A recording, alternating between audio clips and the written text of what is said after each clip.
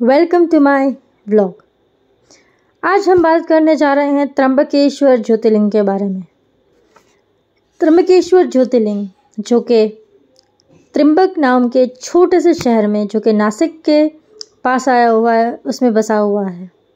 यह एक प्राचीन और 12 ज्योतिर्लिंग में से एक ज्योतिर्लिंग है।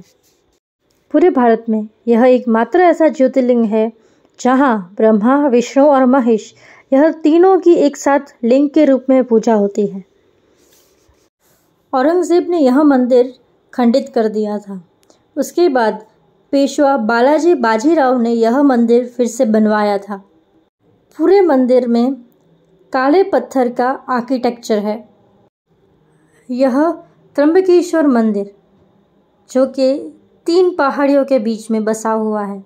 ब्रह्मागिरी, नीलगिरी और कालागिरी, यह 3 पर्वत है जिसके बीच में त्र्यंबकेश्वर मंदिर बसा हुआ है।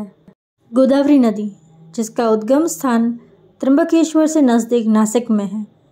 गोदावरी नदी की भी एक प्रचलित कहानी है। ब्रह्मागिरी पर्वत पर गौतम ऋषि अपनी पत्नी के साथ रहते थे।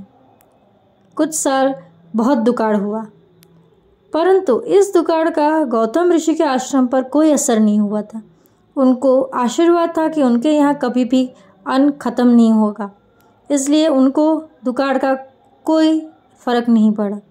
इस बात से जलन होकर बहुत ऋषियों ने स्वर्ग से गौ माता को भेजा और गौ माता को भगाने में गौतम ऋषि ने नुकीली घास से उस गाय को मारा और उसमें उस गाय की मृत्यु हो गई।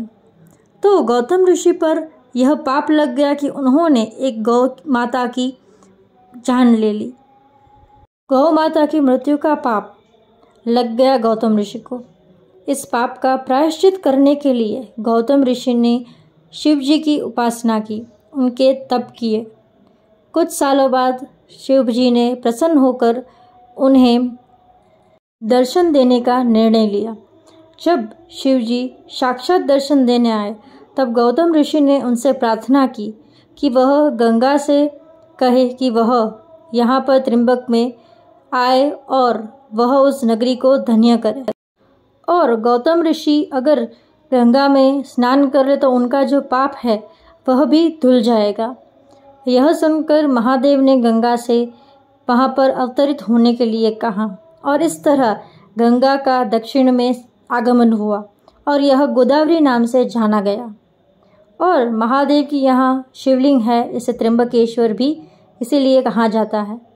त्र्यंबकेश्वर का यह एक और मतलब है कि यहाँ त्र्यंबक 3 शिवलिंग है जिसे ब्रह्मा, विष्णु और महेश के नाम से पूजा जाता है और ये 3 शिवलिंग है इसलिए त्र्यंबकेश्वर कहा जाता है। और इसे महादेव की 3 आँख भी के रूप में भी माना जाता है। अब जानते हैं कौन कौन सी पूजा होती है त्र्यंबकेश्वर में। त्र्यंबकेश्वर में नारायण, नागबली, काल सर्प शांति, त्रिपिंडी विधि यह सारी होती है। माना जाता है कि अगर आप त्र्यंबकेश्वर ज्योतिर्लिंग के दर्शन करें तो आपके सारे पाप धुल जाएंगे, क्योंकि गौतम ऋषि ने अपने पाप धोने के लिए ही गोदावरी नदी को वहां अवतरित करने के लिए प्रार्थना की थी। तो यह कुछ जानकारी थी त्र्यंबकेश्वर ज्योतिर्लिंग के बारे में। मैं आशा करती हूँ कि आप लोगों को यह जानकारी नई और अच्छी लगी हो।